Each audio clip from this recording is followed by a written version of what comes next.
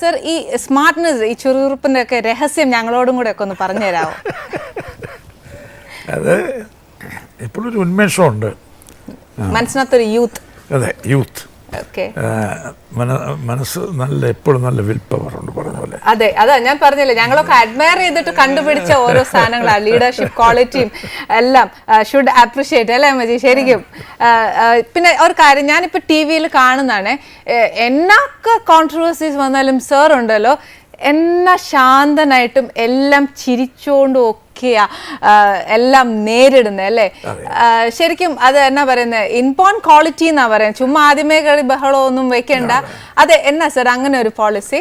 അങ്ങനെ ഒരു സ്വഭാവപരമായിട്ട് കിട്ടിയതാ അത്. ശരിക്കും സാർ ഈ വിജയത്തിന്റെ ഒക്കെ രഹസ്യം എന്നാ? ഫോർ ദ ഫാസ്റ്റ് 50 years ഇതൊന്നും ചെറിയൊരു കാര്യമല്ല ശരിക്കും. ജനങ്ങൾക്ക് എന്നിലുള്ള വിശ്വാസം, എനിക്ക് ജനങ്ങളോടുള്ള സ്നേഹം, നാടിനോടുള്ള സ്നേഹം, ജനസേവനം, എനിക്കൊരു സാമൂഹ്യ പ്രതിബദ്ധതയും ഒരു സാമൂഹ്യ വീക്ഷണവും മനുഷ്യ സ്നേഹവും ഒക്കെ ഉള്ളതുകൊണ്ടാണ് അത്. തീർച്ചയായിട്ടും അത് തന്നെയാണ് കാരണം. പിന്നെ ഇപ്പം കേരളത്തിന്റെ ഫിനാൻസ് മിനിസ്റ്ററാണ് സാറ്.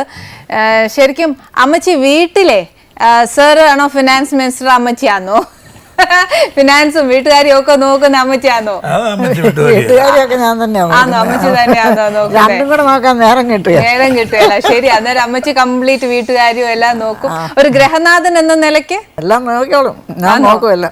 ഓക്കെ സർ, ഞാൻ ശരിക്കൊരു കാര്യം ചോദിച്ചോട്ടെ, സത്യസന്ധമായിട്ട് പറയണം, സാർ പിശുക്കനാന്നോ? ഒരിക്കലും പിശുക്കൻ ഇല്ലേ?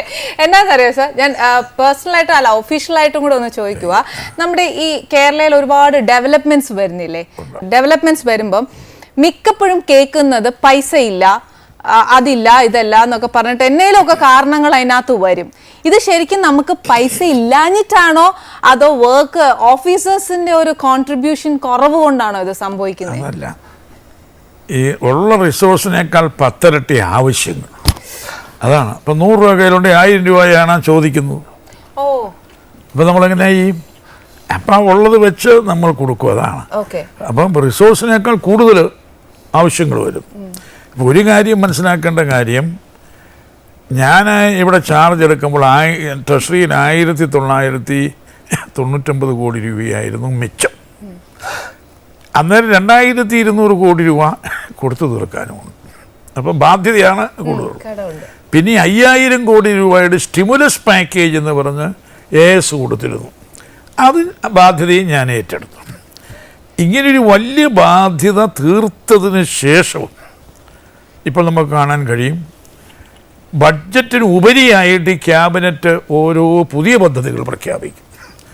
അപ്പോൾ ബഡ്ജറ്റിൽ വിഭാവന ചെയ്തിട്ടുള്ള കാര്യങ്ങൾക്കും ബഡ്ജറ്റിന് പുറത്ത് തീരുമാനമെടുത്തിരിക്കുന്ന പുതിയ കാര്യങ്ങൾക്കും എല്ലാം ഒരു മുടക്കമില്ലാതെ ഞാൻ രൂപ കൊടുത്തിട്ടുണ്ട്. അതിന് പുറമേ അങ്ങനെ ചെയ്തിട്ടും ഇതുവരെ ഓവർ ഡ്രാഫ്റ്റിൽ വീഴാതെ ട്രഷറി അടയ്ക്കാതെ കാര്യങ്ങൾ കൊണ്ടു നടക്കുന്നു എന്നുള്ളതാണ് ഇതിൻ്റെ ഫിനാൻഷ്യൽ മാനേജ്മെൻറ്റിൻ്റെ ഏറ്റവും വലിയ വശം. ശരിക്കും ഞങ്ങൾ ന്യൂസിലൊക്കെ കേൾക്കുന്നത് അങ്ങനെയാണ്, പൈസ ഇല്ല, അത് കാരണമാ, ഇത് കാരണമാണ്. അതിപ്പോ പൈസ ചോദിക്കുന്നതെല്ലാം കൊടുക്കുകയല്ലോ, നമ്മളങ്ങനെ കൊടുക്കാൻ നോക്കുക, അതാണ് മാനേജ്മെന്റ് എന്ന് പറയുന്നത്. പക്ഷേ സാർ, അപ്പൊ നമുക്ക് ജനങ്ങൾക്ക് ഒരുപാട് പ്രശ്നങ്ങൾ വരും. പ്രയോറിറ്റി ഉണ്ട് അതിൽ. 100 കാര്യങ്ങളുണ്ടെങ്കിൽ അതിൽ ഏറ്റവും പ്രധാനമേതാ? അങ്ങനെയാണല്ലോ, വീട്ടുകാര്യങ്ങളിലും അങ്ങനെയാണല്ലോ. ഏറ്റവും പ്രധാനമേതാ അതിനൊക്കെ പ്രയോറിറ്റി നിശ്ചയിച്ചുകൊണ്ട് കൊടുക്കും. അപ്പോൾ പ്രയോറിറ്റി ഇല്ലാത്തത് ഇച്ചിരി മാറ്റിവെക്കും, അതാണ് എൻ്റെ കാര്യം. അത്രയേ ഉള്ളൂ.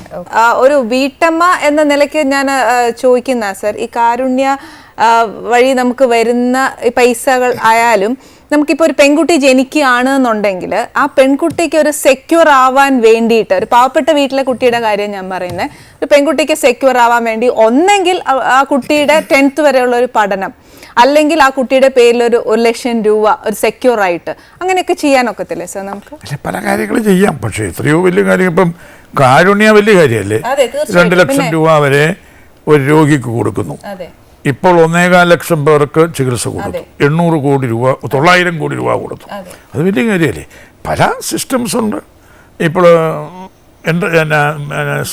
സംരംഭക മിഷനുണ്ട്. ആരെങ്കിലും യൂത്ത് ആരെങ്കിലും അവർ മുന്നോട്ട് വന്നിട്ട് ഒരു എൻ്റർപ്രൈസ് തുടങ്ങുന്ന ഒരു വ്യവസായം തുടങ്ങിയാൽ 20 ലക്ഷം രൂപ വരെ പലിശയില്ല വായ്പ കൊടുക്കും. വനിതകളാണ് എന്നുണ്ടെങ്കിൽ അതിൽ മൂലധന പങ്കാളിത്തവും കൂടെ എടുക്കും. ഇതൊക്കെ ഒരു വലിയ കാര്യമല്ലേ? അപ്പോൾ ഇങ്ങനെയൊക്കെയുള്ള ധാരാളം പരിപാടികൾ ഉണ്ട്.